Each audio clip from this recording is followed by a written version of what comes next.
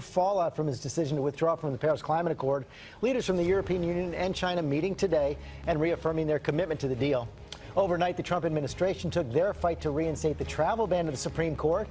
Plus, we've now learned ousted FBI Director James Comey set to testify in front of the Senate Intelligence Committee on Thursday. More on all that ahead. But we begin with the president's climate decision. ABC's Mary Bruce has all the latest from the White House. Good morning, Mary. Good morning, George. Well, the president is already up retweeting praise for his decision. He insists the U.S. will still be the most environmentally friendly country on earth, but that is not how many top allies see it. The leaders of Germany, the U.K., France, and Canada all calling the president, telling him they are disappointed by this decision. Outside the White House and around the world, reaction to President Trump's decision punishing. Overnight, Paris City Hall lit up in green, as well as New York City's One World Trade Center, a show of support for the landmark deal. The United States will withdraw from the Paris Climate Accord. After that bombshell announcement in the Rose Garden, I was elected to represent the citizens of Pittsburgh, not Paris. World leaders like Germany's Angela Merkel and France's Emmanuel Macron pouncing. Make our planet great again.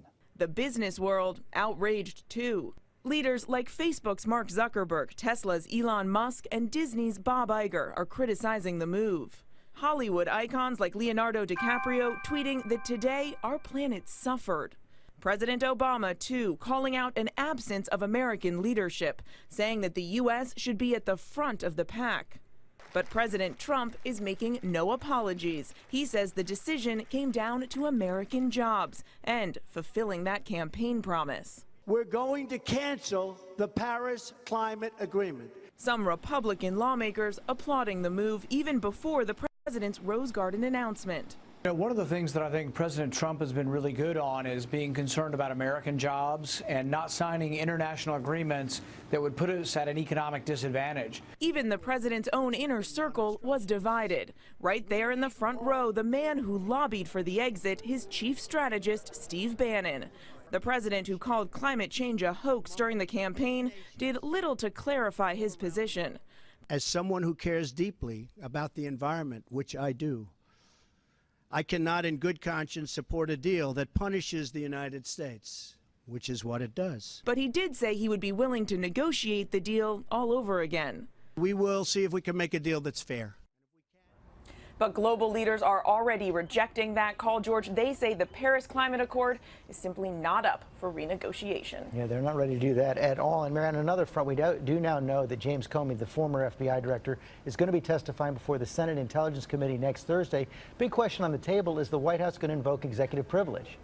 Yeah, George, next Thursday, all eyes will be on James Comey. Lawmakers are eager to learn about those private conversations he had with the president. Especially, they want to know if the president did, in fact, encourage Comey to drop the investigation into his fired National Security Advisor, Michael Flynn. Now, the president could invoke his executive privilege to try and block Comey from testifying, but that would be an explosive political move and one that Democrats would certainly try to override. Okay, Mary Bruce.